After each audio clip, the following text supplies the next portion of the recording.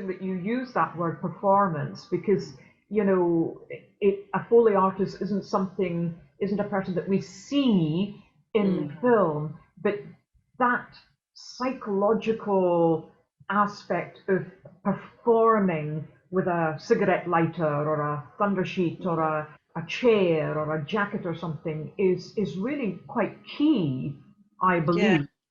Yes, it is. And also, it comes down to the relationship you have with the other people in the studio. There may only be one person, an engineer, or there might be a sound editor, a director, another artist.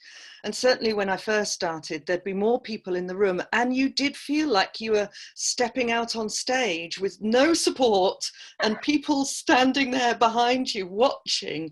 And it was excruciating. I was terrified. And this relationship is so key, because if the engineer or the sound editor says to you, that was beautiful, or that was really good, can we try this as well, then you feel, in any job it would be the same, but you feel bolstered and energized by that, and then you want to perform more and better, and it's a lovely process. Absolutely. So do you find that once you've completed a project, and let's say the project is now out there for all to enjoy, are you able to watch it? Some things I will avoid watching, some things I still love because I'm so excited about the project. Mm. Killing Eve is my most recent example of that. I love that series, and I recommend it to everybody, and I love the fact that I've worked on it. I feel really proud that I Brilliant, worked isn't on it? it. Yeah. And so I can watch that, definitely. I can watch that over and over.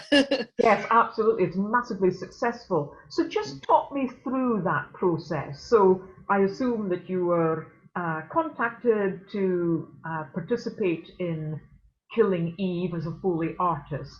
Then what? It The actually process. was a little bit more, uh,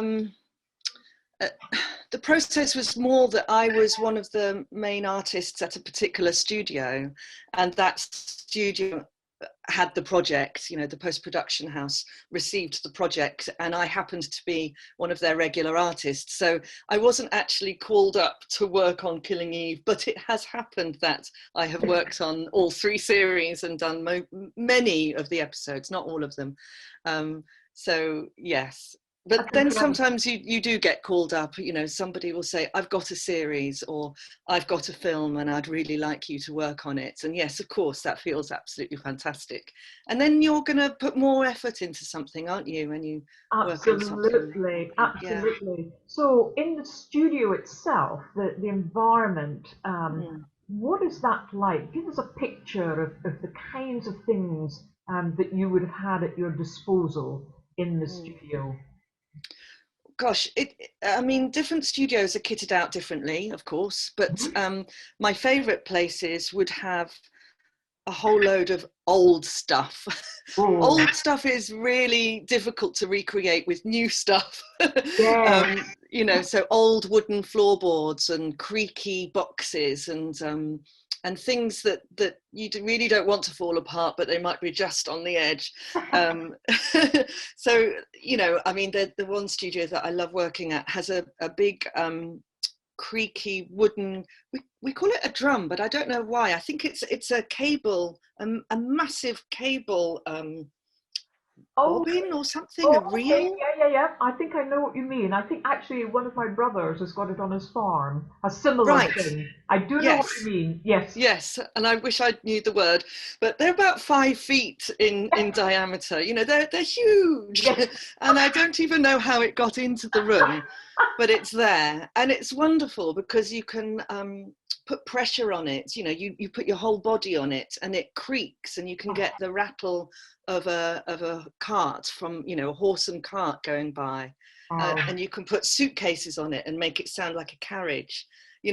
Or you can put a prop on, and just the resonance of it gives whatever you're doing much more weight and resonance. And it's a wonderful prop. But I'm sure people walk into the room and go, why is that there? yes. What on earth do you use Yes. that for? You can't move it. Yeah, I know. I know, I don't need to move it. Yeah. Brilliant. So, I mean, the props are there, Mm. but do you turn up with a suitcase of things or a van load of things or pocket I full? try, yeah, pockets full of things. No, I haven't got a van as yet, but I usually have a suitcase full of shoes of different varieties. Not ones that you'd want to wear in public, but they make a good sound. Lots of different types of trainers and high heels and men's shoes and things. So trainers, so Yeah. what sound, I'm trying to think what the sound is of a trainer. I always thought trainers were soft and didn't really create Yeah. sound. It's a really, that's one of the technical issues that we often have with Foley, that you can see somebody walking down the street in a pair of trainers, so you assume that there's a soft rubber Yes. contact with the floor, but a lot of trainers, especially nowadays, have they really hit the surface of the ground and they're quite hard.